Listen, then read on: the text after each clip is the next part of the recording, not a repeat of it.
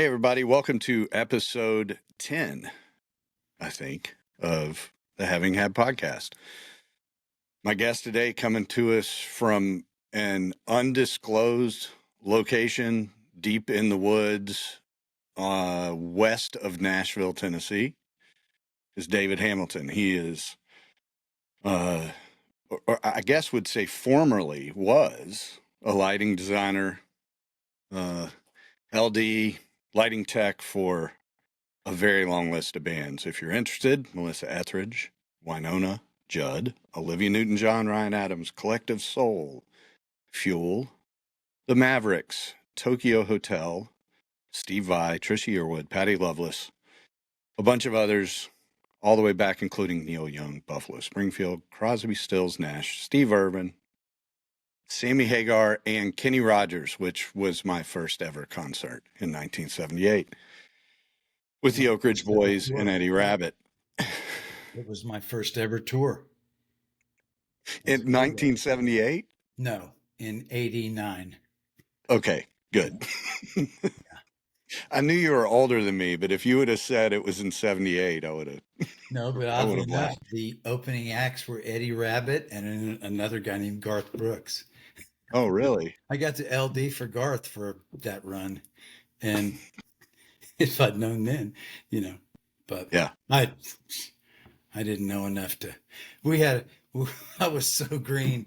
One of the guys on the crew, these were a bunch of old Claire guys and Tate guys, and and they were like, I can't believe they didn't just kill me. But one of them actually looked at me one day and said, "You don't even know how much power you're drawing, do you?" And he was right. Right.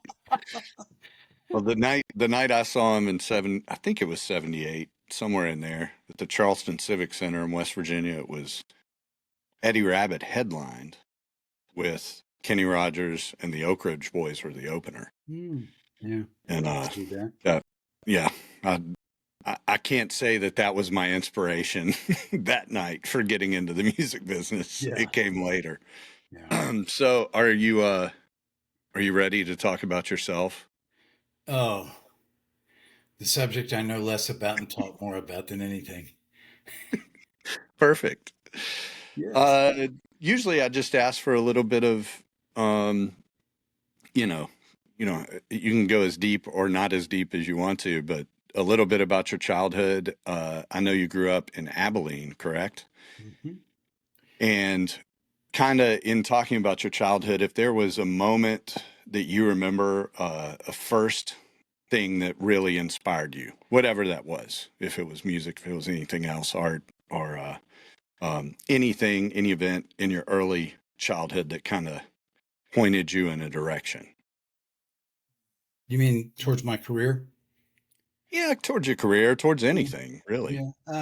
Well, I was born in Kansas. My dad was in the Air Force, and we were pretty fortunate. We didn't move around a lot. He was stationed in Kansas till I was 9, and then we moved to Texas, and I grew up there in Abilene.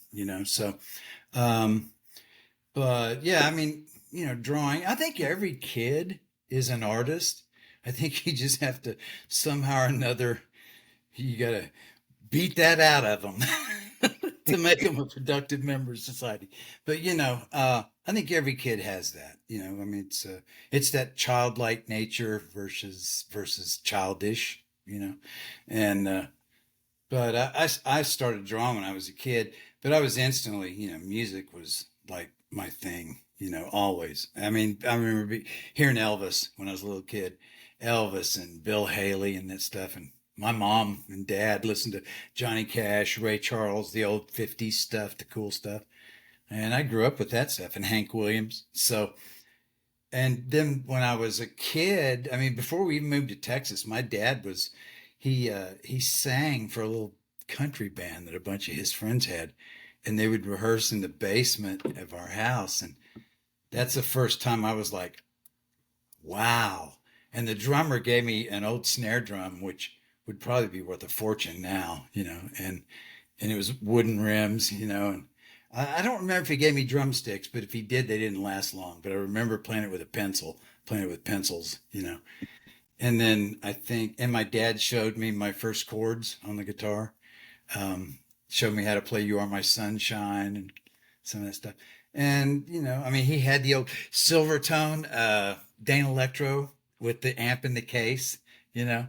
Uh, so, I mean, I was pretty much hooked from the start, and just kind of from there, I just kept noodling. And then, the Beatles showed up, and like every other boomer male on the planet, I had to be in a band, so it just went from there. The next thing you know, we're playing in bands.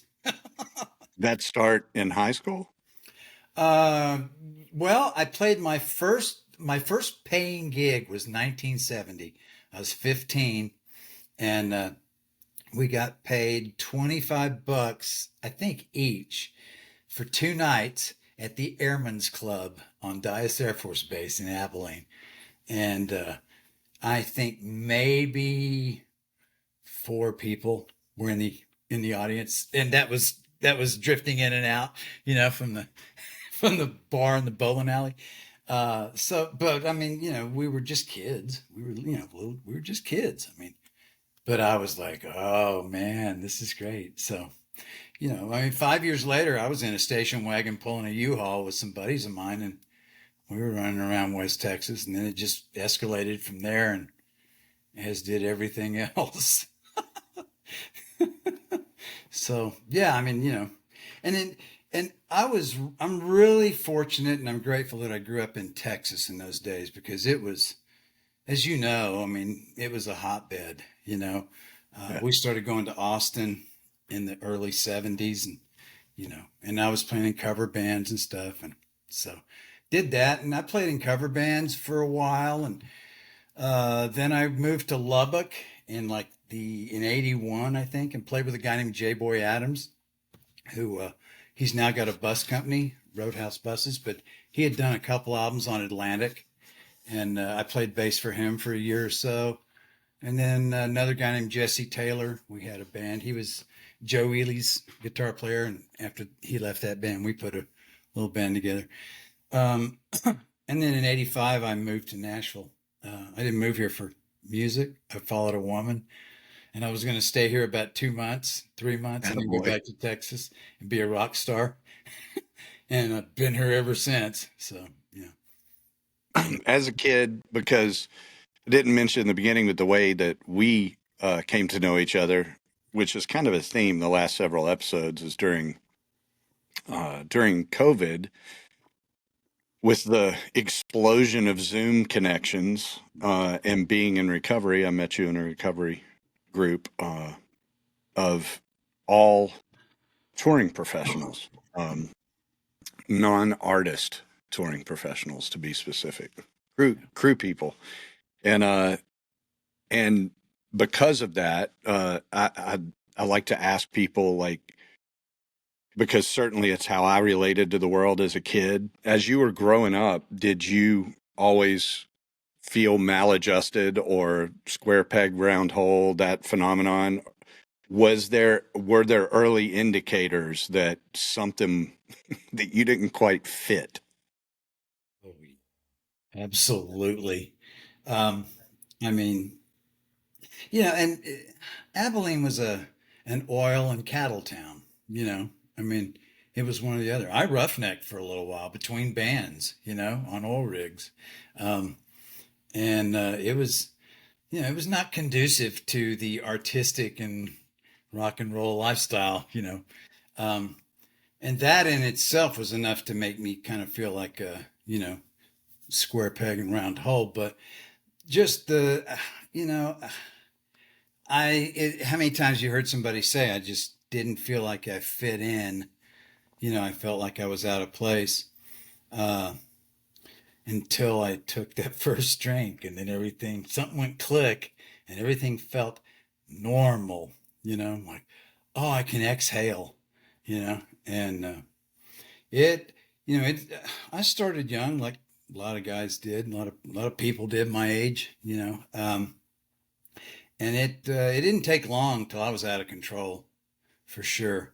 I had my first, what I didn't realize this until I had been several years away from my last drink before I remembered that I had, I guess, my first actual alcoholic craving in homeroom in my senior year.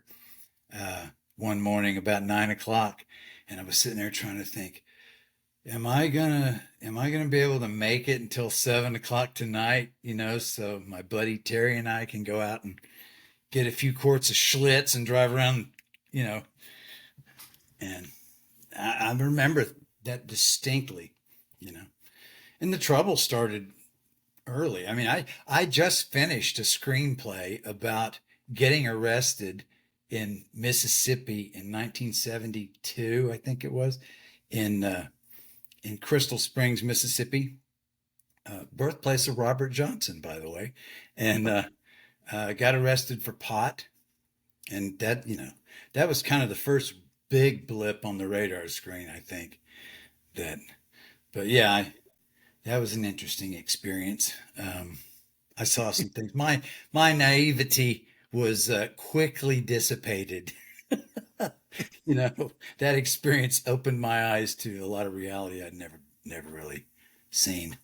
So, but yeah, early on, I didn't. Yeah, there was that whole fish out of water, you know. But it's funny. I remember being about 12 years old, and one day the thought came to me that I don't feel as like I'm as good as everybody else, but if I act like I'm better, they won't know the difference. And I could take you right where I was standing. And I kind of attribute that to when my ego woke up and said, Yeah. "Hi, I got you. It's going to be okay. Just follow me." And it was just, We're going to step in and help out here. yeah, exactly. I got you, buddy. From the first, I remember I had snuck some, drinks, whatever. My mom would leave I remember just once on occasion her leaving a drink on the, table beside the couch, and I finished it. I put it away for her, at a really young age. I remember doing that and sneaking a beer. But the first time that I truly could give it a go and drink as much as I wanted to, uh, I got a whole 18 pack or whatever they came in of Miller Lite ponies, the little glass bottles. And even then, my thinking was so maladjusted that in my head, I could brag and say I drank more because they were tiny. I would just say I drank 10 beers, but they were the little bitty 8-ounce beers. Yeah. But I did, and I blacked out the very first time I could drink as much as I wanted to. And I woke up the next day in a terrible state in every bodily fluid that my body could produce. And I had blacked out for the whole night. I remember nothing. My nose hurt. I realized I had dried blood all over my face. I had pissed off an older kid bad enough that he had punched me repeatedly in the face. And all I could think was, as soon as I feel better, I can't wait to do that again. Good times. Good times. And that was the first time I was, able to drink as much as I wanted to. So right out of the gate, I shouldn't, every indicator was there. My folks never drank. I was raised in a household where they never drank. They smoked cigarettes until, and that was kind of, my folks are from East Tennessee, but they retired in Texas because they liked it there, and they had good friends there and a church they loved. So they stayed there when they retired. But I was raised in a house where, what I was just kind of, the message that I remember getting, whether it's, right, true or not, was just don't drink. There weren't really any reasons like, this could destroy your life, and this could turn you into, this could get you checked into a rehab as indigent someday. And I didn't hear any of that. It was just kind of, don't do that. And it was the general message. And I don't remember my first drink. I do not remember. The first thing I ever did, I smoked pot when I was, I don't even remember how old I was. Me and a couple of buddies went and smoked a joint, a little pen joint, little tiny joint. Uh, and I don't think I even got high. But, then it was like, after that, it was like, well, what's next? Now what? Now what? And just, it was mostly just trying to be cool, just trying to be cool and hang out. And, you know, silly little boy, silly little man. Yeah. It's funny. So early on in those years, as you were getting out of high school and starting to venture out, the first consequences of that were was getting arrested in Crystal Springs, Mississippi. Did you recognize the progression at that point? Was it, Yeah. it did, they say usually it's, it starts out with fun and then it's fun with problems and then it just becomes problems. At what point did you recognize that progression? Well, gosh, that was 72. So it would have been probably 5, 6 years, because I went to my first meeting when I was 22 in 1977, and I was just in some trouble and wanted to get out of trouble, and wanted my wife to let me back in the house. I wanted people to get off my ass, and I went to one meeting with a bunch of old men with gray hair, and they gave me a white poker chip. I think I might have cried, Yeah. and it worked.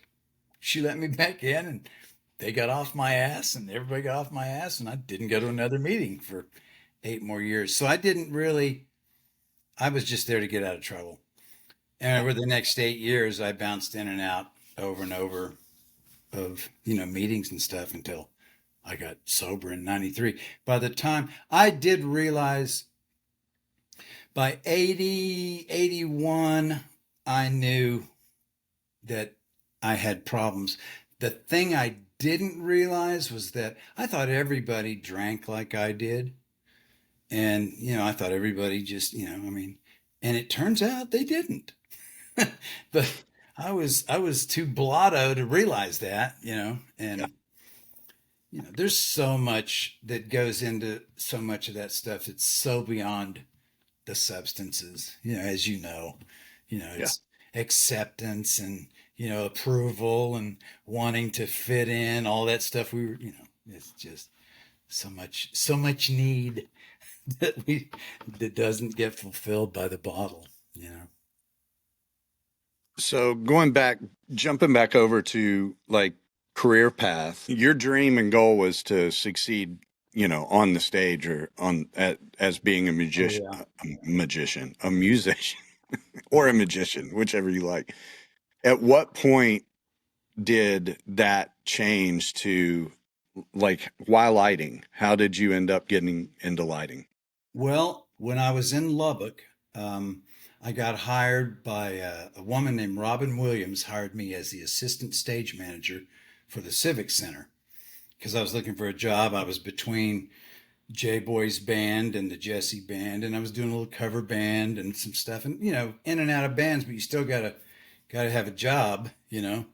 So I went and applied for this job at the Civic Center. Somebody said, "Oh, that might work for you," and she took a shine to me and hired me completely green, and so I'm working with a bunch of old IATSE guys, in Lubbock, who are doing Broadway and doing the symphony and doing, the summer rep and the ballet and stuff. And I'm learning how to do this stuff from these guys. So, and same old story, my, until I got sober, I was more interested in being cool than I was in learning anything. I was there for the party and the good time, and let's hang out and let the good times roll. And yeah, if we can get by, but I'll tell you what I took away from that. First of all, it got me involved with the IA, and I was able to go do those big giant rock shows that came through. This was in 82, 83. And I would work on those crews where they had, 1,000 par cans and a half mile of truss, and, you know, all those metal shows that came through, and I worked a bunch of those and kind of learned what the gear was and blah blah blah. But so I kind of got a taste of it there, slowly but surely as a hand, and then.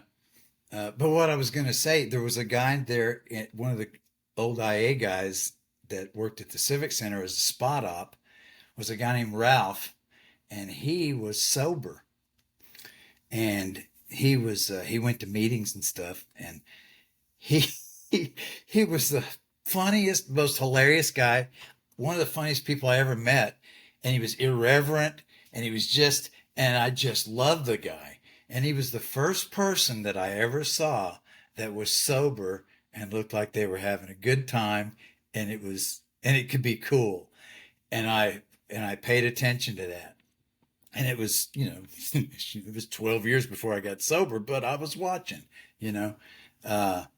This guy told a story one time about driving a beer truck in LA, and he was chasing, I think his wife was on a flight, and he was at LAX in the beer truck driving down the runway, chasing the airplane as it was taking off, and and he got arrested. And when he told that story, I was like, that's my kind of people, Okay. So you never know who's listening, and what they're hearing and what's going to plant a seed, so, but anyway, yeah. So, and then, I did that, and I kind of, when I moved here, I got a job with Local 46, working the Stagehand Union, and did that, and did a lot of trade shows, and drove a forklift, and blah blah blah. And same thing, did the rock shows, when you get the call for those, and then, but I didn't really do the crew thing, and I was never looking to do that, so to speak. But my buddy Dusty, who I'd known from Abilene from high school, we'd actually played in a garage band together in high school, called me, and he was the LD for Kenny Rogers.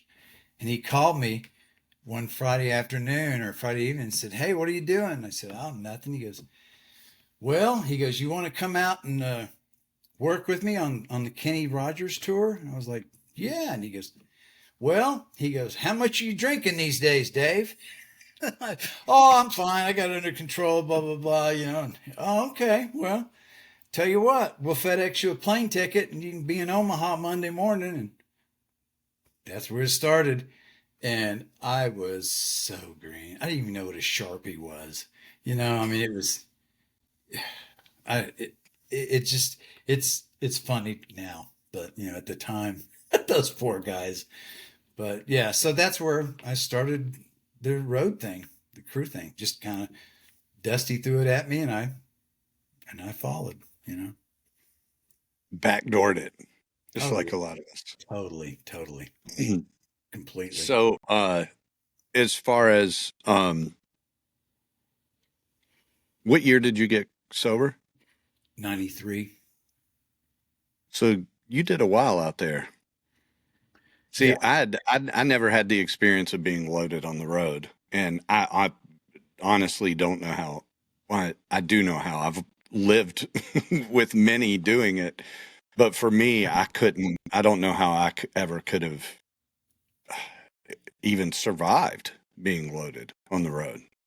I wasn't very Personally, good at it. Let's just put it that way.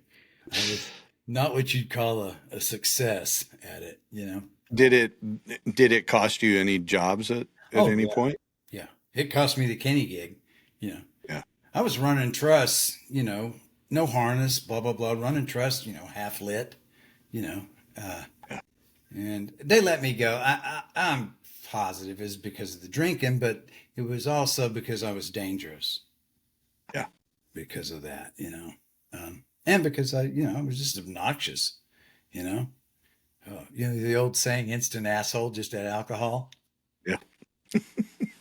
I also know the saying, if you have a drunk asshole and you take away the alcohol, what are you left with? Mhm. Exactly. An asshole. You Exactly. still got to address the underlying issues. Hmm. Uh, so, yeah, I got sidetracked thinking about climbing truss loaded, and you know, times have changed. Thankfully, people don't get away with as much of that these days. But I remember when I first started rigging, because I started touring in '92 as a backline guy. But in between tours, I was in the stagehands local here, local 298, and I started rigging. And when I first started rigging, it was all these ironworkers, because our building here, Old Hearst Coliseum, is a really dangerous building to rig in, and I mostly ground rigged for all these ironworkers because there's no safety system. They didn't even wear harnesses, and I still can't believe the absolutely just. I can't believe that they climbed in there. It's so dangerous the way the building is, the structure and everything. And I remember pulling slack on the catwalk for these guys on a show, some huge show. I think it was Rush in the round. And these guys showed up at 5 a.m. straight from the bar. Yeah. And these are all these crazy ironworker, like Derek Builder, built oil rigs for a living all over the world. And they were from out in the woods outside of Shreveport here. And they had been at the bar for 6 hours and showed up to rig this show. I don't think that happens as much anymore, thankfully. I know. But the business is one that, at least for a lot of years, attracted that sort of person. I mean, attracted both of us, and allowed, to a large degree, we've all heard in different ways that, most of the people on the road are running from something. And, in the case of those like us that have certain proclivities to alcohol and drugs, what we're often running from is ourselves. And, everywhere we go, there we are. So, yeah, I'm grateful that I found recovery and did not get into the business until after, because I feel good about, I don't have any of the nightmare stories that I'm certain I would have had in a business that, I have a lot of great friends and a lot of people I respect. Anyhow, I just totally got sidetracked, went sideways.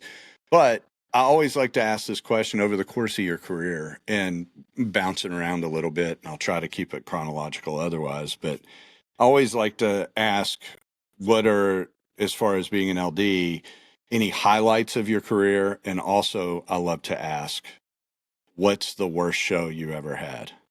What's the biggest fuck up you ever had? Wow. Where to start with that?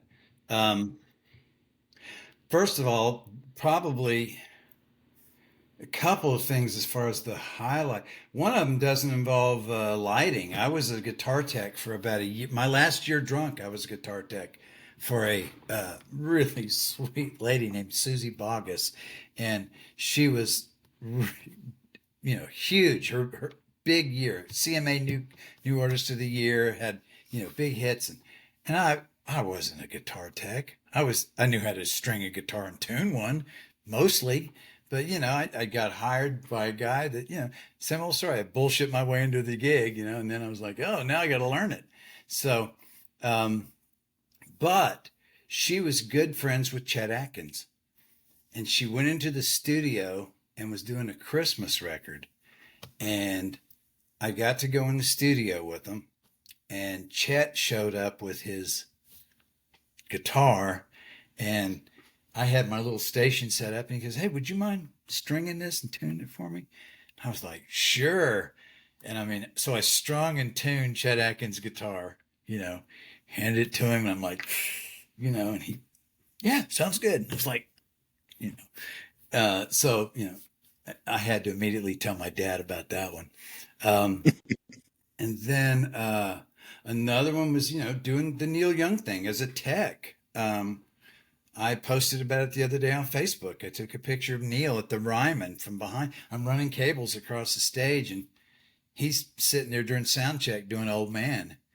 And I'm thinking, somewhere my 15-year-old self is freaking out right now, and I just kind of had to pinch myself. Is this real?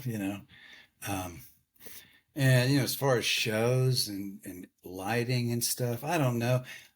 There's been a couple of designs that I think of that I really liked, running the show that were fun to, a couple of things that were really fun. But, golly, as far as the worst show, uh, man, I keep thinking of one that I don't know if I should mention. Uh, and it's got nothing to do with the gear or anything. It's more about personalities. And I had one artist, and I'm not going to name names, but I had somebody who was yelling at me pretty regularly, and I kind of finally realized it was part of the show when he finally, I'm like, let me in on the joke. So, and it, because, everything was fine after the show. Oh, no, I get, I'm like, okay. So we're doing a TV taping, and this guy, I've programmed all morning with the house guy. And, he comes on stage and there's an audience, seated audience. And he does about a song and a half and just immediately starts calling me by name over the mic. Dave, blah, blah, blah, blah, blah, blah, with the lights. And he walks off stage, and I'm like, I didn't really think we were going to have to do this today. So he leaves. The stage manager for the show walks out in front of the audience, and he says, well, something to the effect of, well, we've got having issues with, so-and-so's lighting guy, and we're going to try to get it sorted out, and we'll be back. And the audience all turns around and look at me up in the booth, because they've looked at me, and they all look at me, and they all start chanting, Dave sucks, Dave sucks, Dave sucks. And I went, all right, I'm done. I've had enough. That's all I need. And I turned to the house guy. I said, you got this? And he goes, huh? I said, you've got this. You're up. And I went down the ladder and outside, and I smoked cigarettes at the time. I lit a cigarette, and tour manager comes out and says, you're not going back in, are you? And I said, nope. So that's how I quit. But anyway, yeah, I'm not going to name names, but that's the first thing that comes to mind. I gave the list at the beginning so people can take a guess. Take a guess. Take your best shot.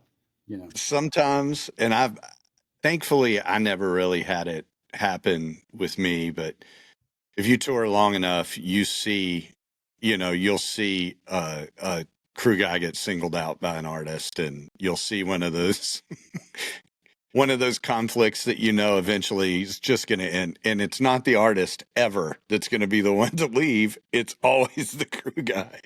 So totally. But I've been really fortunate.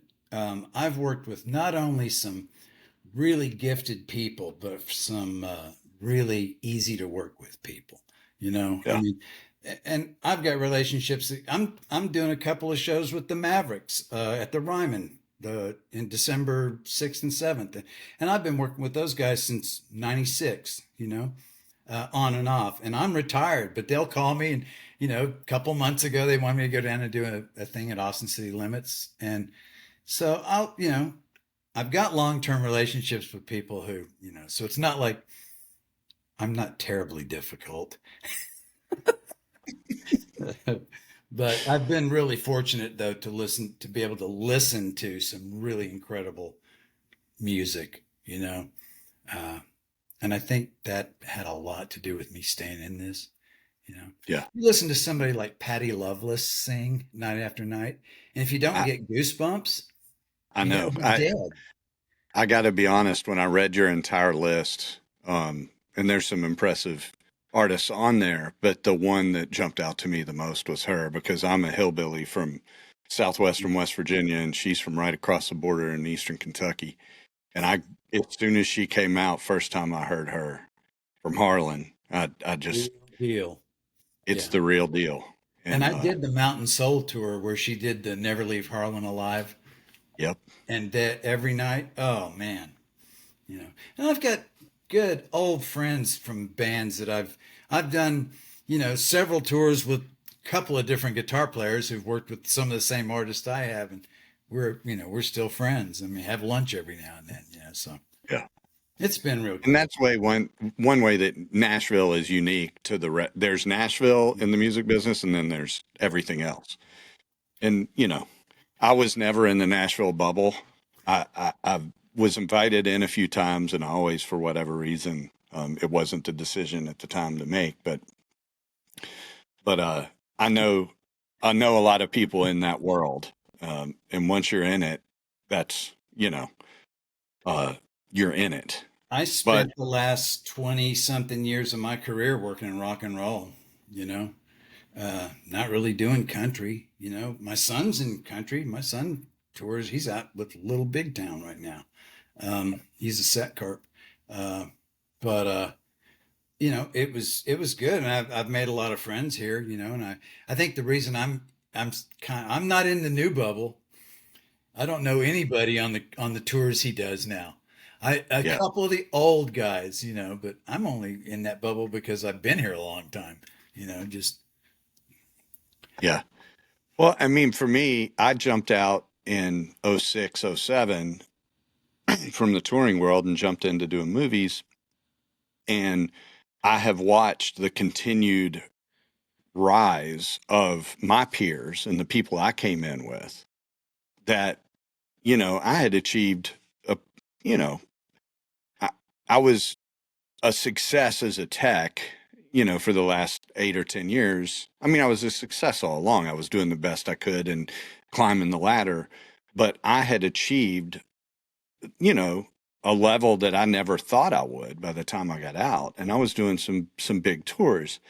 But when I got out, the guys that I came in with just continue, within a few years, I'm like, oh, so-and-so's tour managing Metallica, and this guy's doing AC/DC, and this guy's doing, it was just like, wow. And to watch the progression. But now I'm watching all these guys retire, and are getting out, because it's not a young man's game, or it's not an old man's game. It's a young man's game. And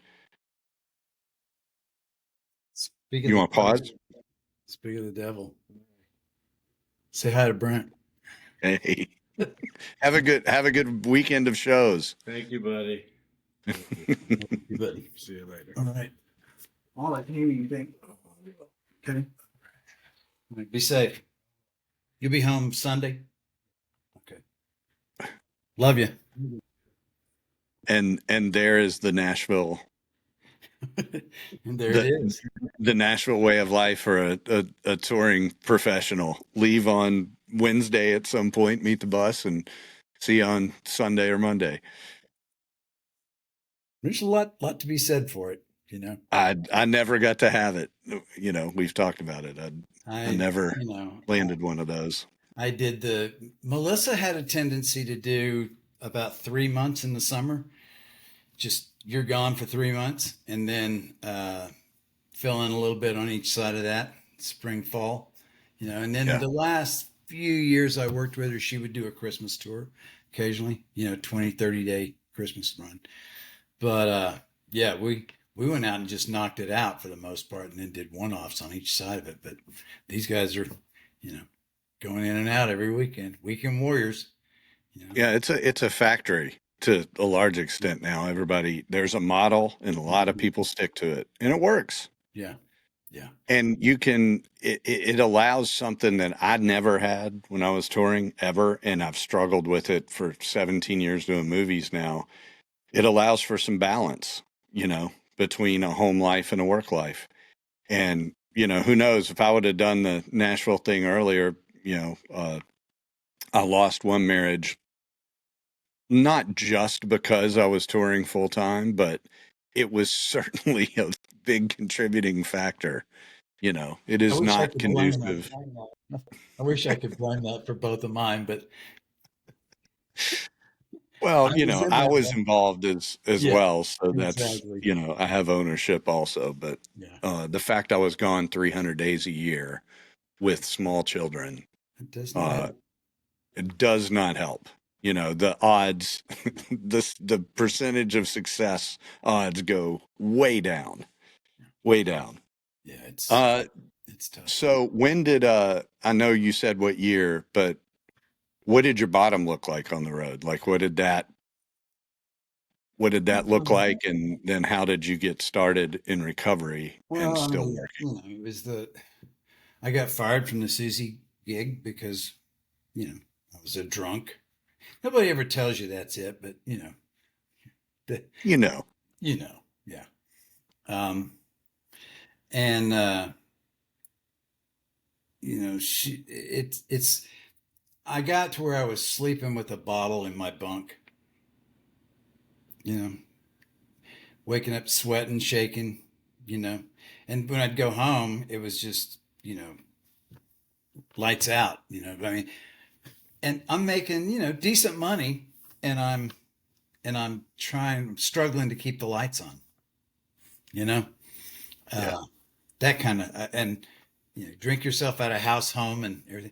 And it was so funny, but well, not funny, but pathetic. But I I got fired in November, and in January, February, early, no, January, they checked me into rehab indigent. You know, I got my last check the week before Thanksgiving, and by January, I was pretty much homeless. It got real ugly real fast. And it wasn't, I mean, that was just the end. It was just that. Um, they talk about the skid row of the mind, and that's basically what had to happen for me. Um, you know, I just I had to get enough to where I'd follow directions, and when I checked into treatment, I was expecting. There's a place called Cumberland Heights over here. It's like top drawer. They have chefs. Blah blah blah. It's where the rock stars go and the politicians. And I was expecting that when I went to this little place over here, and I was thinking, oh, it's going to be an idyllic setting and blah blah. It was an old retirement home that had been converted into a treatment center, and it was basically uh, it was a T model, and it kind of looked like it was more like jail, and it was all the state clients that Yeah. had no money, and they came from jail there. So uh, it was interesting, but I know this. I was willing to do whatever they told me. I had had enough, you know. Yeah. Uncle, I don't know, was the smartest thing I ever said, and still is for the most part. And I was just basically went in there and I said, I'll do whatever you tell me. I don't care, but honestly, I didn't want to be me anymore. I did not like who I was, and I did not know how to not be who I was. And I had to let some people kind of, you know. And on a good day, I'm a new guy, and on a bad day, I'm still the old guy. He still pops up and says, "Hi there, I'm still here. Remember me?" You know. Still here. But yeah, I was. I think this is a spiritual thing, you know. Uh, and all the proof I needed, the fact that recovery and all that is spiritual, is the fact that the way to treat a disease of selfishness and self-centeredness is to go into a room full of other selfish and self-centered people and talk about myself.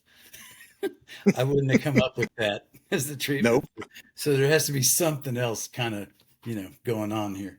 But the lady who was my counselor was she did big work with me, and I trusted her, and we went beyond what the curriculum was for just treatment and what the state and all that required.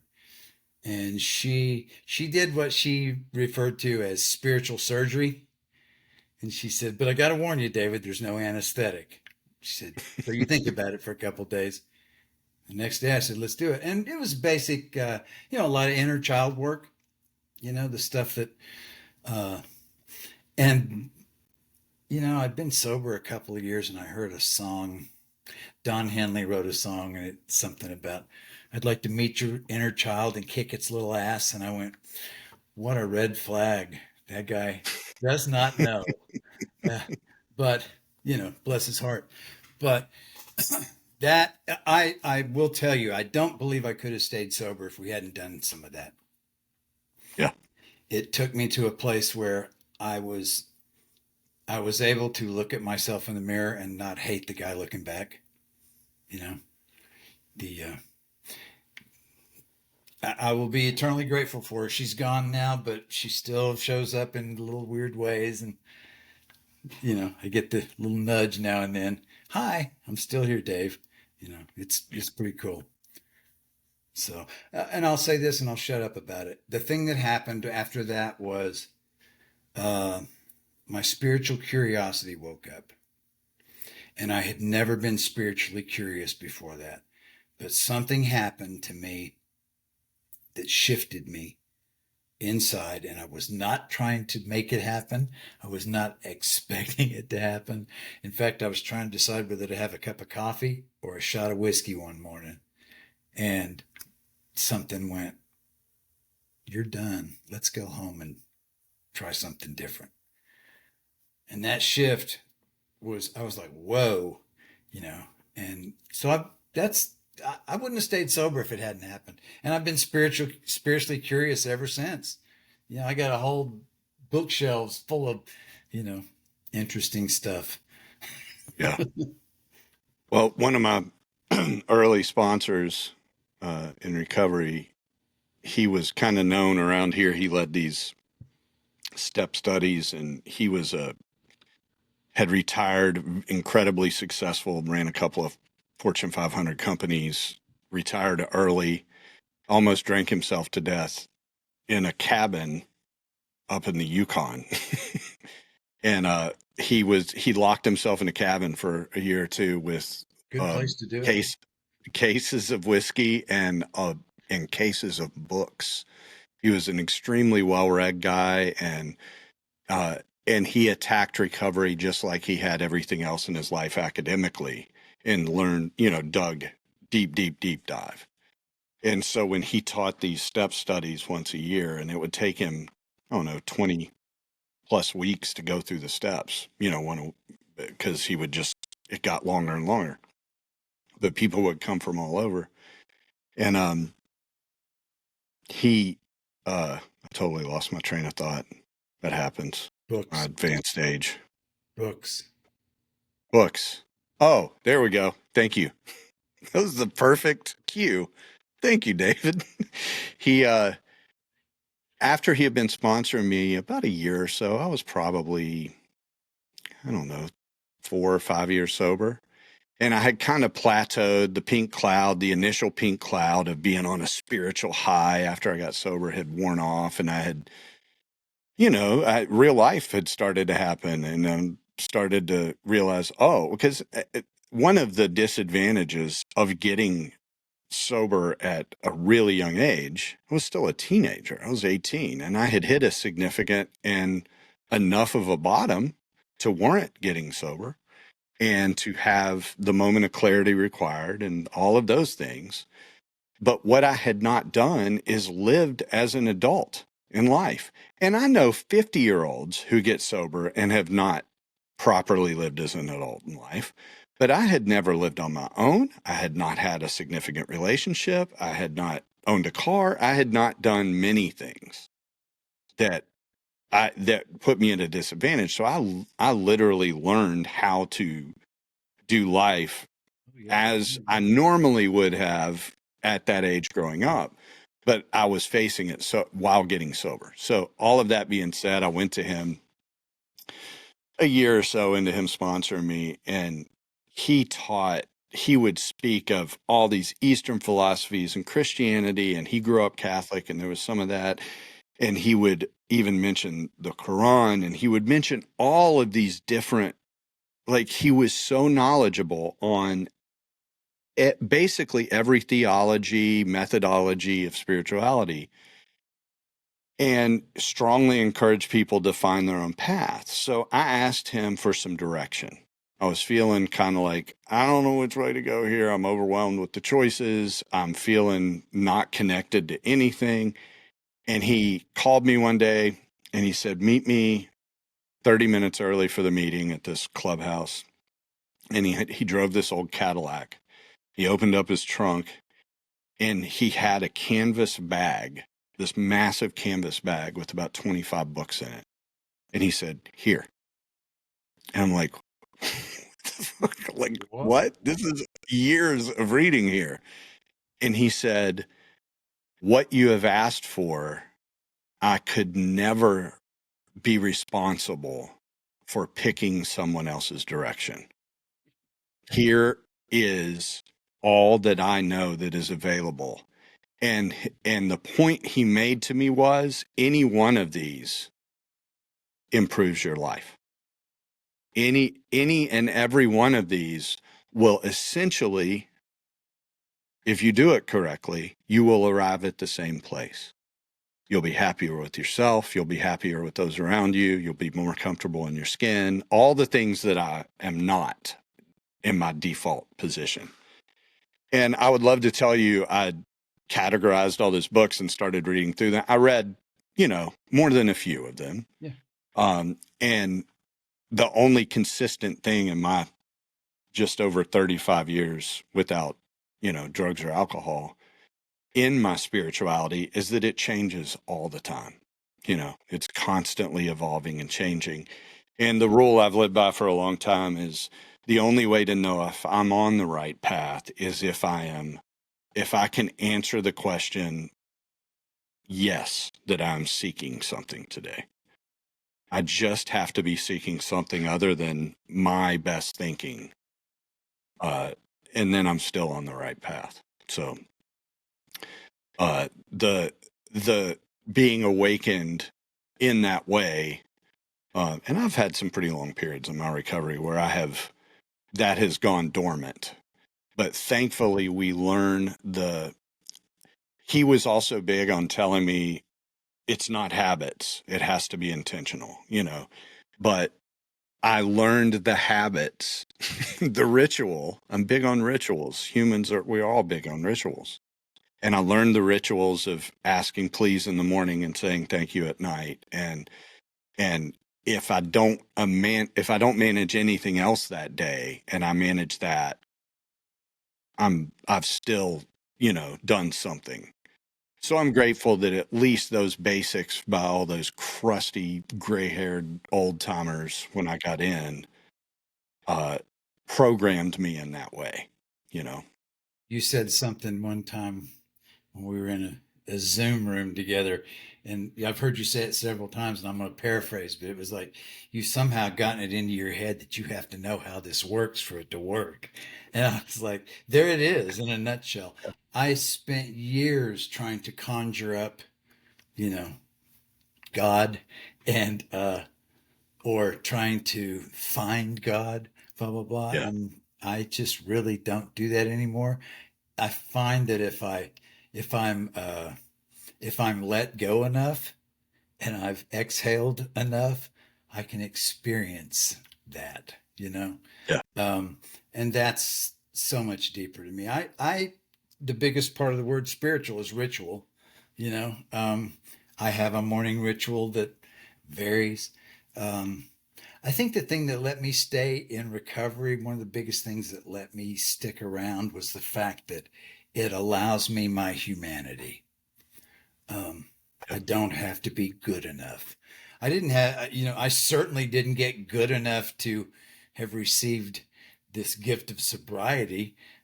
I was broken enough, you know? So that tells me pretty much what I need to know. I can't fix this, and I can follow directions. You were talking a while ago about adulthood. This is once you put down the drinks and the drugs, then it's just growing the fuck up. My first sponsor, I was on the phone with him one day, and I was less than a year sober. And I'm talking to him one day. He goes, "What are you doing?" I said, "Oh, I got some mail. I'm going through." "Oh, you get anything interesting?" "Nah, I got a water bill and a couple advertisements." He goes, "Oh, you going to pay the water bill today?" And I said, "Well, and I think this was like Saturday. And I said, "Well, I'm probably going to pay it Tuesday because I got a check coming, and I'll just pay it then." He goes, well, I know you've got money in your bank account because I had to go help you open it. I was like, well, yeah. He goes, well, why don't you pay the water bill today? I says, well, I wanted to get, I don't know, it's a rod and reel or some strings for a guitar or something. He goes, well, why don't you do that later and pay the water bill now? And I'm like, oh, this guy, so he walks me through the whole thing on the phone. He's making me fill out the check and, put it in the envelope, put a stamp on it. Did you sign the check? But, it's a cordless phone. He makes me walk out to the mailbox, put it in by this time I'm furious. And he's like, put the flag up on the mailbox. And I'm like, okay. And I'm walking back to the house and I'm I'm going to kill this guy. And he goes, now stop. And I said, what? He goes, don't go back to the mailbox. He knew me. I'll do what he tells me. I'll make it look good, hang up, and then within 15 minutes, I'm like, well, the mailman hasn't come yet. I'll just go get it and I'll put, I thought I knew how to pay the water bill. I didn't know how to pay the water bill. And the other thing, I thought that was a lesson in delayed gratification. That wasn't what it was. It was like, be honest, dude, get honest. Let's get real. Yeah. There was a guy around when I got sober here called what we do in recovery spiritual kindergarten. Oh yeah. And absolutely. In a lot of ways we just, I never, at the end of the day, I think it's as simple as being that emotionally immature.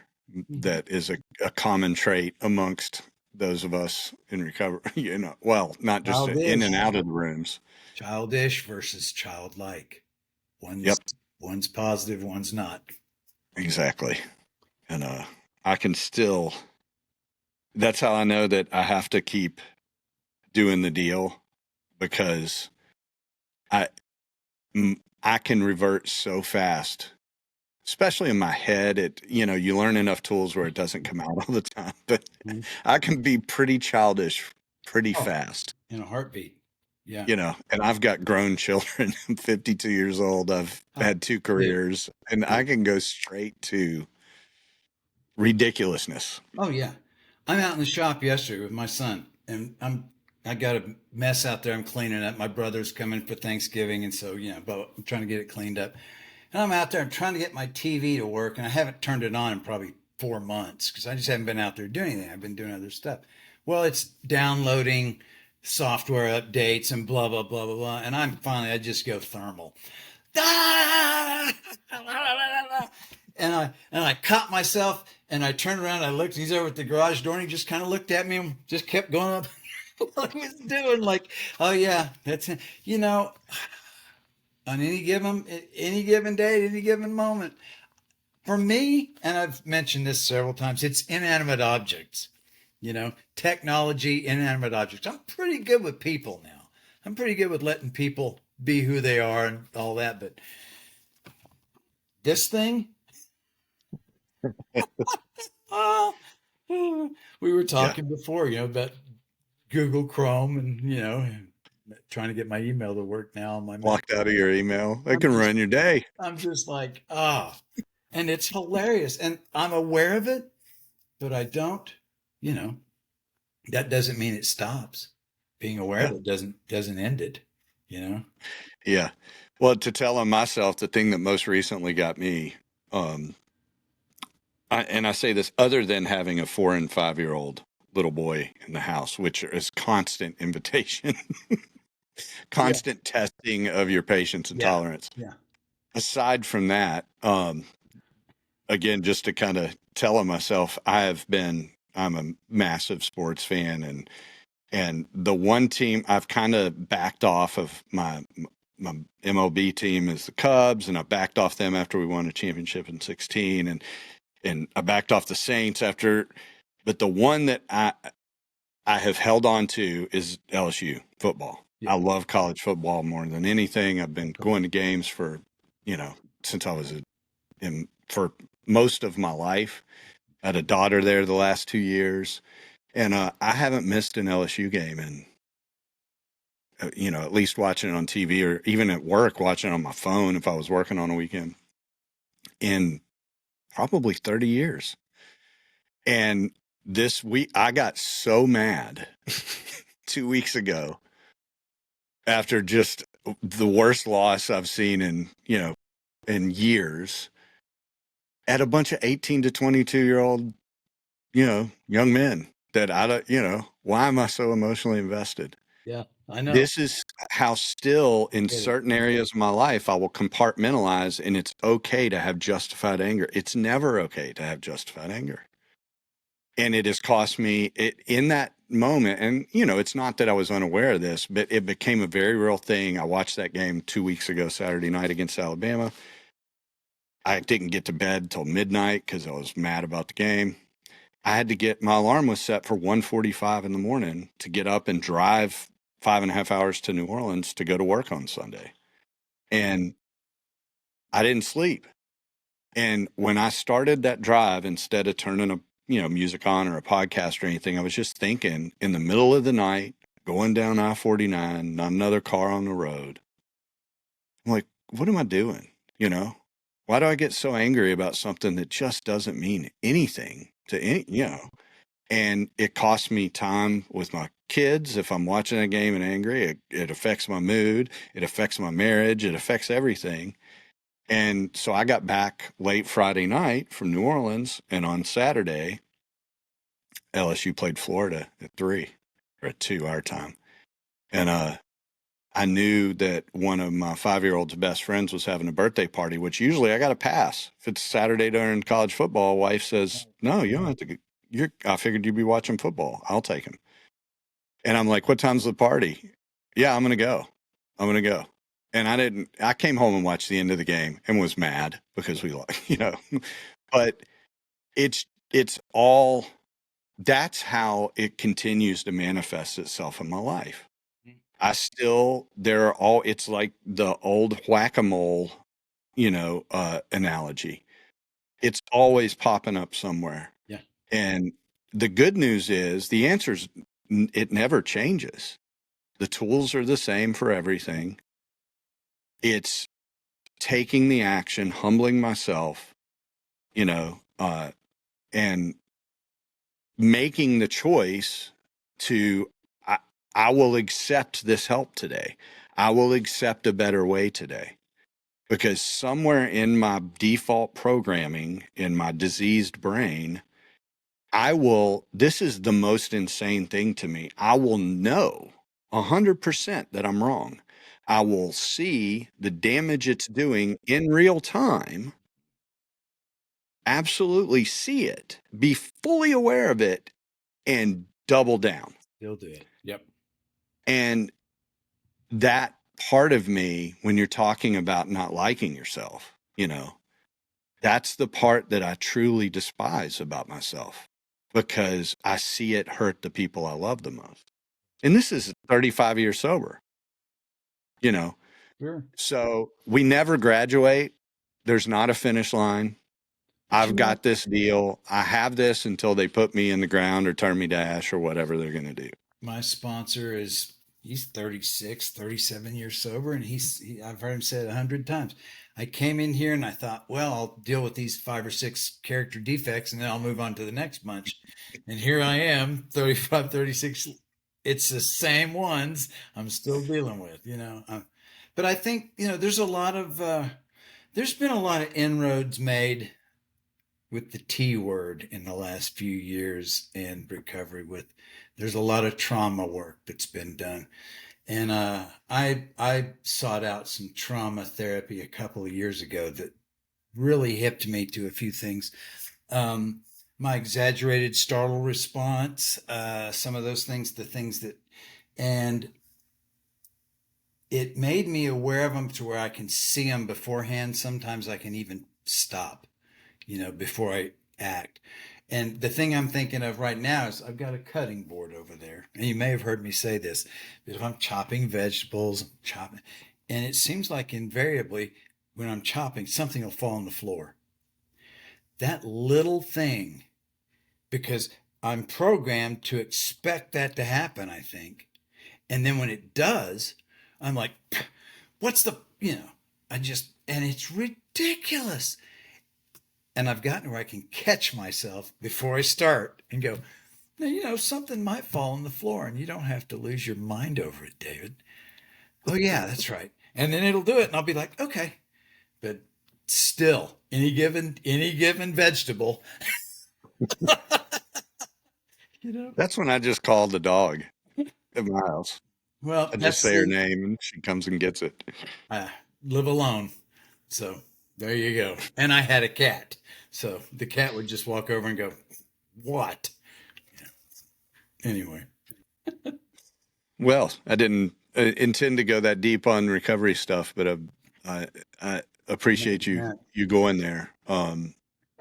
It does me good to be transparent about things, and to say with this many, because people think, oh, you got that many years without a drink. That's inconsequential. I still wake up. The whole analogy that your disease is outside doing push-ups the whole time, while you're asleep, everything else. Inconsequential. Well, yeah. That's the people in my life, if it's inconsequential, that I'm not drinking. Exactly. But, understood and agreed. But yeah, it definitely, yeah, you got it. Totally.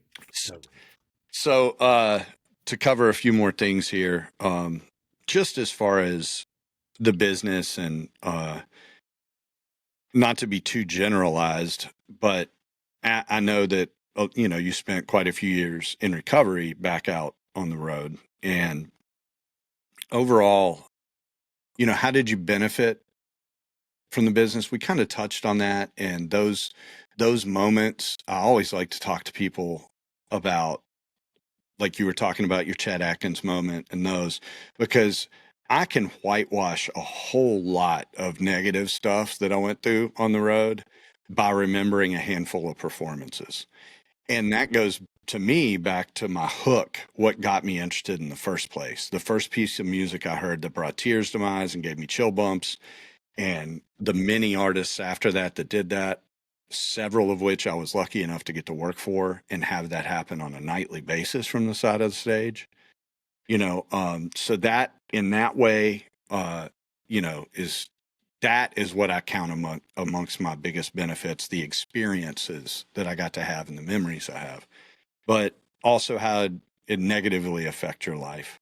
And how was it being sober on the road compared to being loaded and having the opportunity maybe to be the only example of recovery somebody else might have seen? Well, first of all, the being sober versus not being sober, a guy, when I was, I don't know, a year or two sober, a guy was like, so you don't drink at all? I'm like, no. He goes, you can't have one? I'm like, no, it's just not a good idea if daddy drinks, And so he looked at me and goes, wow, that's, I said, well, let me put it to you this way. I said, you like me, or at least you act like you like me now. Let me start drinking and let's see what that looks like, then you're just tolerating me until I'm gone, and so, it's night and day, for me. I slept like a baby the first night I went to treatment, I, a guy told me one time, we were talking about surrender, in a meeting, and I said, yeah, I surrender, blah, blah, blah. He goes, David, I don't know that you surrendered so much as you got your ass kicked. And I was like, that's kind of it. I just got so beat down that when I tell people all the time, I feel like my whole life, drinking particularly, but my whole life until I got sober, it felt like I was looking through muddy gauze. I could see, but it just wasn't. And when it was like somebody let my head up out of a bathtub when I got sober, spiritually, mentally, physically, everything just kind of cleared up. And I was like, I don't want to lose this, And so, good, bad, or indifferent, I can be present for what's going on if I'm sober. I felt like it just my whole life, I had just had my head stuffed with cotton, and I was just looking through a haze. And I don't want to trade that. I don't like that. As far as benefiting other people, um, there I've had several people surprise me with phone calls. You know, either a well, I've had people late at night. You get out of your bunk 2 or 3 o'clock in the morning to go hit the John in the front lounge, and bus is rolling. You go up there and all the lights are off except for one over the table, and there's that guy sitting there, and he's just, you know. And I've had 2 or 3 of those guys, as I was getting ready to go back to my bunk. Hey, Dave, and then we'd sit and talk for a little while. And well, here's what I did, and then you reach a point where you kind of just you tell them what happened and you let it go, because I've come to not have any expectations about that. I don't have the power to get anybody sober or get anybody drunk. I can tell you what happened to me, and that's probably about the most powerful thing I've got to offer. But I've had people call me years after the fact. One of them, he called me one day and he was in treatment. He was like, or he was just getting out of treatment. And I saw his number come up and I went, oh, this guy. And that phone call was one of the most moving phone calls I've had in recovery. And I got to sit and listen to this guy for an hour and a half. And the guy's, I don't know, what is he, 11, 12 years sober now? And he's the last guy I ever thought I would see around here, because number one, he's just like I was. And, those are the ones that really piss me off, the ones that are most like me.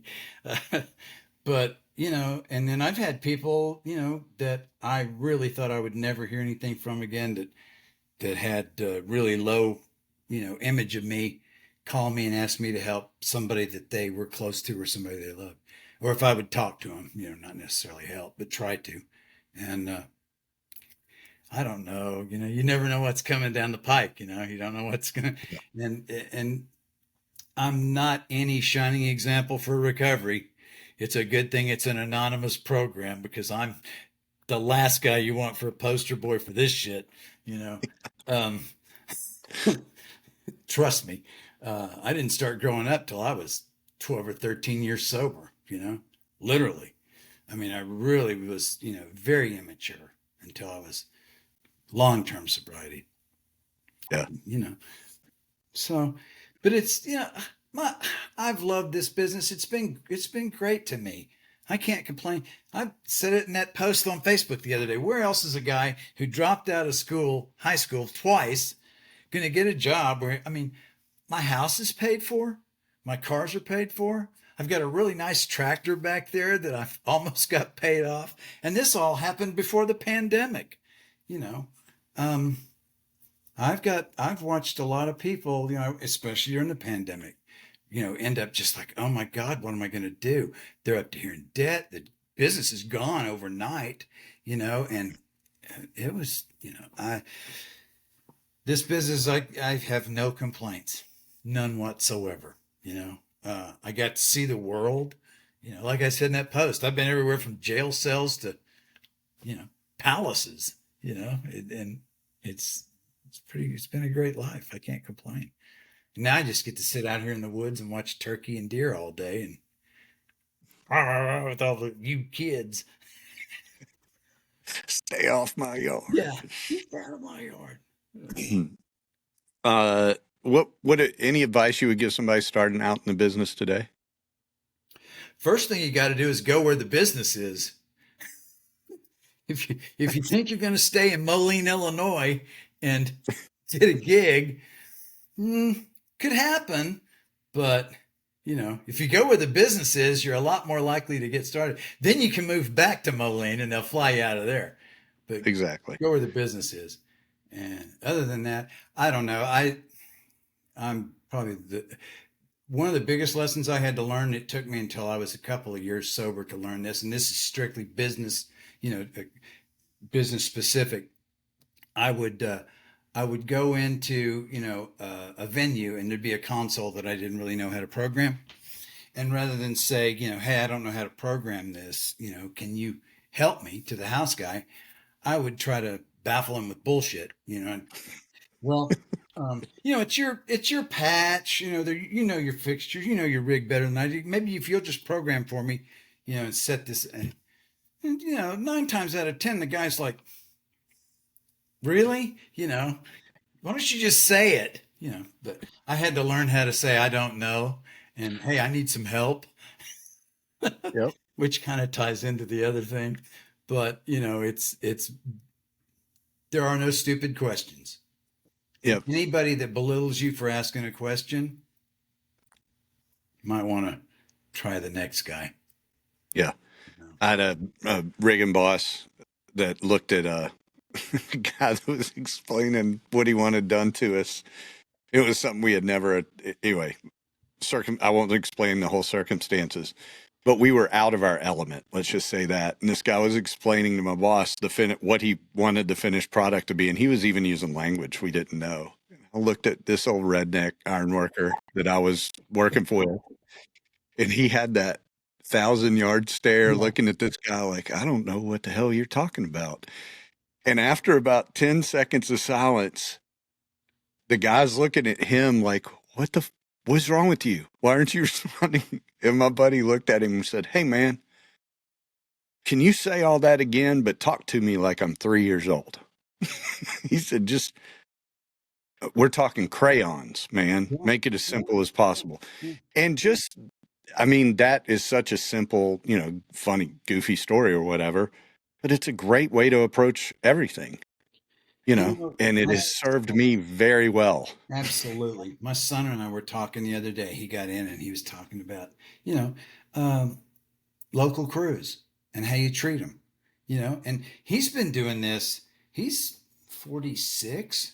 He's been doing this for almost 30 years. He was 13 years old climbing truss ladders with me behind him to focus park hands, when he'd come stay with me for the summer. Um, so he's been doing this, he's been around this stuff a long time, and he knows how to treat people. He knows how to, and he comes through, and a lot of times it's kind of like, the deal. You've been through so many times the same venue. They're like, hey, man, you're going to have a good day. You treat people with respect, and 9 times out of 10, you get respect back. And I'm so grateful that he knows that, and that he's not coming in and trying to big ass everybody because he's on the road crew. And, it's like, hey, we just, let's do this today. Okay. Let's have a good day. I don't know. After I got sober, I was able to see that stuff a lot more than I was before, because like I said, I had spent so many years as the old egomaniac with an inferiority complex, and a legend in my own mind.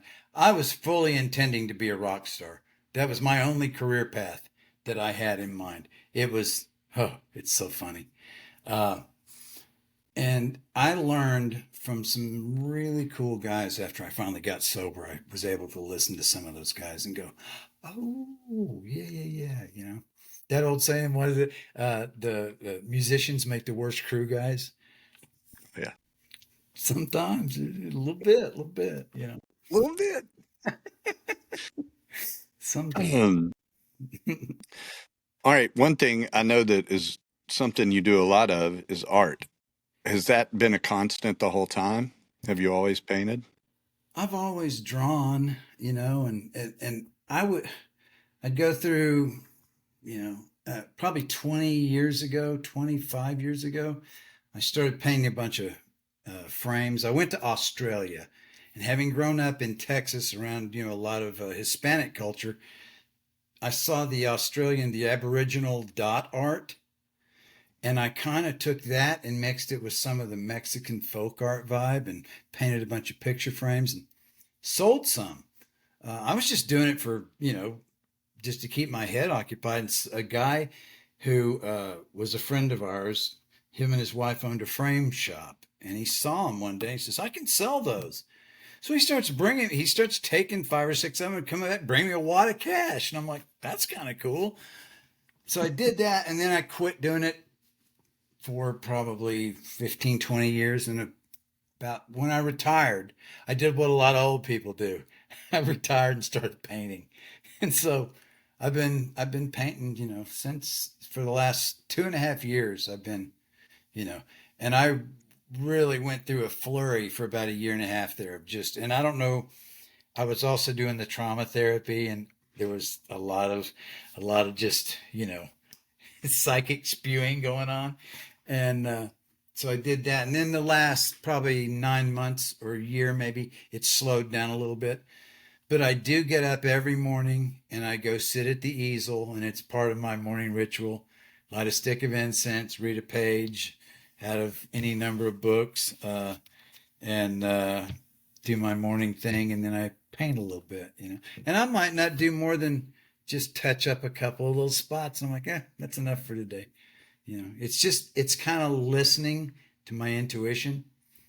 But it brings me great joy. I love it. Yeah. That's awesome. And that kind of answered my next question was what, especially being retired, what gets you out of bed today? Like what's left to do for you? Ibuprofen. Do you have any more goals? Do what? Ibuprofen. No, I'm pretty fortunate health wise. I can't complain about that. But I mean, I just, where I live, first of all, I've got a little small house with a shop behind it on 17 acres that I bought 13 years ago when I could still afford it. Right after the recession and everything tanked and it was just starting to do this, I found this place, and it's got a little pond right next to it. So it's the local watering hole for all the critters. And I got a window that looks over the pond, and I sit and paint in the morning and watch the animals come in and drink. It's nirvana. For me, my old hillbilly roots, man, totally want to be out in the sticks. I want to be out in the woods. And the other thing was I also, about 15 years ago, I saw what was getting ready to happen with Nashville. I saw it. I knew it was coming, especially after that TV show. And I got a lot of friends that made some money on that show, so fine. But I saw it coming. It was like a big advertisement, and they hung a big for sale sign over the whole town. And I couldn't afford to live in Nashville now, no way. And so I started looking, a minimum of 45, 50 miles out of town, and I found this place, and I've been here since. And I don't know. I mean, I may, I don't know. They may find me in the floor someday here. That wouldn't be a bad thing. It wouldn't be the worst that could happen. So that and the fact that I have, some good friends that I, I don't need all the people I used to need. I think that comes with age, though. I think older people withdraw a little bit, and it's okay. There's a difference between loneliness and isolation, and they're not the same. And I'm okay with, I have enough company. It's just right. So, yeah. All right. Any last pearls of wisdom? What's the most important thing you've learned in life up to this point? For me, don't drink and go to meetings. Let's just make it real simple. I've got it tattooed on my arm. Keep it simple. So I see it when I brush my teeth every morning and every evening. That's the remedial. I have a little sign about this big over my front door that says simplify. And there's a Carolina wren that has built a big nest behind it. And it's right over my front door. And that is that's the epitome. That's the whole thing wrapped up with a bow on it for me. That's all of it. I mean, the whole thing is right there. That little bird found that sign and made a home over it. And I'm just like, it just, my old tender-hearted old man likes it. If you're like me, and I know you are, by you saying that, I've always thought, I was taught early on in recovery, you have to have something that you can grab onto when the chips are down, when you're in a tough spot, or when you can't pick up the phone and call somebody. You have to have something you can grab. And it's been a lot of things over the years. It became the Serenity Prayer, which is just the short version of the Serenity Prayer sums up the entire solution to the human condition. as far as I'm concerned. It explains what we control, what we don't, and what we can do about it. And beyond that, I even simplified that more to the single word surrender. And it works for me in any situation because my issue is never with, there are things that happen. There are times you're truly a victim in something, but even in those moments, the answer to me is always to surrender. Just surrender to it. And I'm not saying, obviously, it's not about surrendering and being a doormat or anything like that. I just mean surrender the illusion of control over trying to control whatever's going on in my life, which is always fear-based or, Yeah. on and on and on without digging into that. So I have this rock that I wrote surrender on that sits right here. Yeah. And the reason I do that is another group I'm a part of is called the Kick Rocks group. And because it's a sponsorship family tree and kind of the elder guy in the group has this bucket of rocks with all the principles on them. And every morning he pulls out 2 and sends out a picture of the rocks for the day. And there are 2 in there that say surrender. So I just simplified the whole bucket of rocks to 1 rock. Yeah. So this is my simplify sign over the door. There you go. The last question I'll ask, and this is much because I like hearing how other people answer this because it's something I struggle with a lot, especially in today's world. And this is not where I turn this into a politics and religion podcast because we could get really out of control. Let's go there. But this question is something that I truly struggle with, which is why I ask certainly other people that I respect, hearing their take on it. Like I preface it by saying you and I connect because we come from the same place, essentially. We really come from the same kind of socioeconomic, ethnic, all that. We're even both hillbillies by lineage, So you and I connect in that way. How have you learned to find connection with people that don't come from the same place as you, that don't think, feel, and believe the same way that you do? Because especially in our world today, given the current state of everything, that I truly think is our way out of the state that we're in right now. And I am seeking every day to try to figure out how to connect with people when it seems like everybody else is running the opposite direction. Well, that's so tricky. There's a number of things that come to mind. First is learn to listen. And just because I'm listening doesn't mean I have to agree. I don't have to, I may have to surrender and I may have to accept, but I don't have to resign myself to, that whole thing, there. And on the other side of the coin, I have choices in who I engage and disengage with. And sometimes I still have friends that I disagree with vehemently. My folks and I disagree vehemently politically, don't care, I mean, it's one of those things where I'm not going to let those disagreements destroy our relationship. I'm not going to let them make me, disassociate. It's not that important. And also, if you want to get really petty about it, I'm not going to let that guy win in that regard.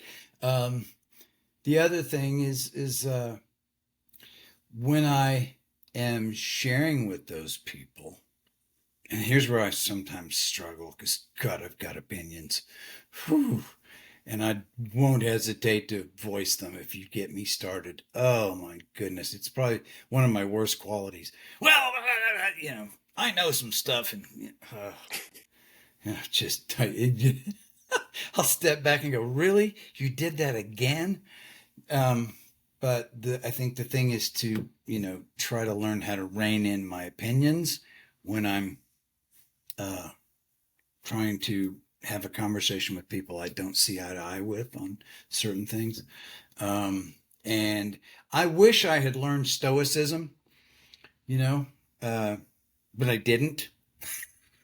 It's it's hillbilly emotions, it's that old Scots Irish thing. It's not Scottish, it's crap. It's just like, oh man.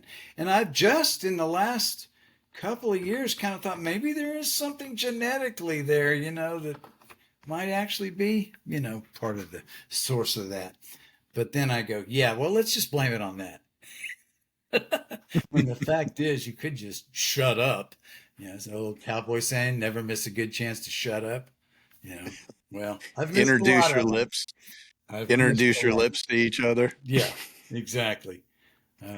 But uh, I don't know. I'm at a point right now where I'm kind of like, I'm just kind of going, for right now. We'll see what happens.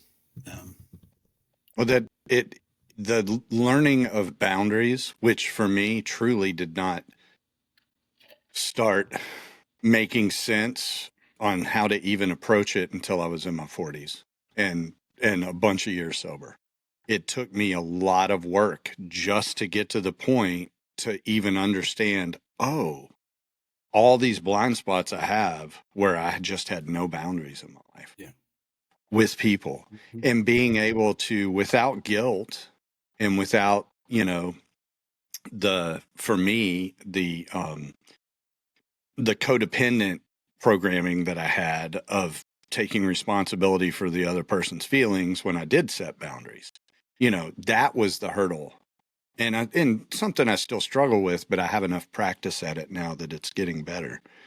But, learning in these times when I hate the word triggered, but there are so many invitations to outrage, Yeah. and to, being set off or Substitute in the, trolled for triggered. yeah, it's same. It's all the same. Yeah. But there are so many invitations, and I was the dog chasing that laser pointer Mm-hmm. for a few years Yeah. over the last 8 or 10 years. And now it's come full circle back to that. Oh yeah. Just like the Serenity Prayer, just like my surrender rock, I have a choice in what I give my attention to I today. don't have to take the bait. Don't have to take the bait. I don't have to go to every fight I'm invited to. Don't be the easy I was fish. I was in a meeting early on and heard a guy share, and it was along the lines of, if you're truly, and I think this is just a human condition, not necessarily specific to alcoholic addicts, but the fact that most people you can't even really control the thoughts coming in and out of your head. Oh no. And this guy described his brain as Grand Central Station, and all the thoughts were the trains constantly coming in and out. And he said in his thinking, he had to jump on every train and go all the way to the end of the line. And the idea being that if I think through every possible scenario for every situation in my life, and most of those are worst case scenarios, if I think all the way to the worst case scenario and then somehow wrap my brain around that and try to get okay with it, then I'm somehow protected. And how insane that is, when instead all we have to do is sit and watch the trains go by. That's it. And That's basic mindfulness. yeah, Mindfulness is the ability to see how you think. It's the ability to step back and go, "Oh, I'm thinking that way again." There's that yep, old saying, they don't put people in prison for thinking about shooting their neighbor. They put them in prison for doing it. yep, I don't control my thoughts. My thought, oh my goodness. If everybody saw our thoughts, can you imagine? They'd probably have us all locked up. bad news Everybody, bears. so the boundaries thing, I think that my folks and I do that dance pretty well. Um, we'll walk up and tiptoe around and step on them a little bit now and then, but we don't. I think our relationship means more to us, too much to us to do that. You know, Yeah. uh, Well, that was great. That that is my probably the biggest thing on my mind today, just because, with everybody's algorithms, everything's right in your face all day if you're choosing to look at it. yeah, And lately, the best choice for me has proven to be not to look at it. yeah. So Disengage. right now, this week, what I'm practicing is not looking at the algorithms and not paying attention to LSU football, because that is not going Look in on the my favor horns. this week. And you have every right to wear your hat this week, and I don't have mine on purpose. It's an old hat, and I've been wearing it a long time. So, it's nice to be able to wear it and have people go, you know. Well, I appreciate you doing this, David. Hey, thanks for I having have, me. we've only gotten to know each other. We still haven't met in person. We're headed up to West Virginia for Thanksgiving this coming week, and on the way back, we're probably coming right by your house, so we might have to I'm not that do a far meet off. at the Yeah. exit Yep. Okay. and give you a hug in person. But Will do. I have you have added to you've been a great addition to my recovery in my life in the last few years. I appreciate you, and I'm super grateful you Works did both this. ways. And um, yeah, what's the sentence I threw out yesterday in a group we were sharing in? Oh, no matter what your present Yeah, circumstances. follow the dictates of a higher power, and Presently you'll live live in a in new and wonderful world, no matter what your present circumstances. My as favorite long as part that about that power. is where it starts Yeah, off and it says, both you and the new man. yeah. It's like,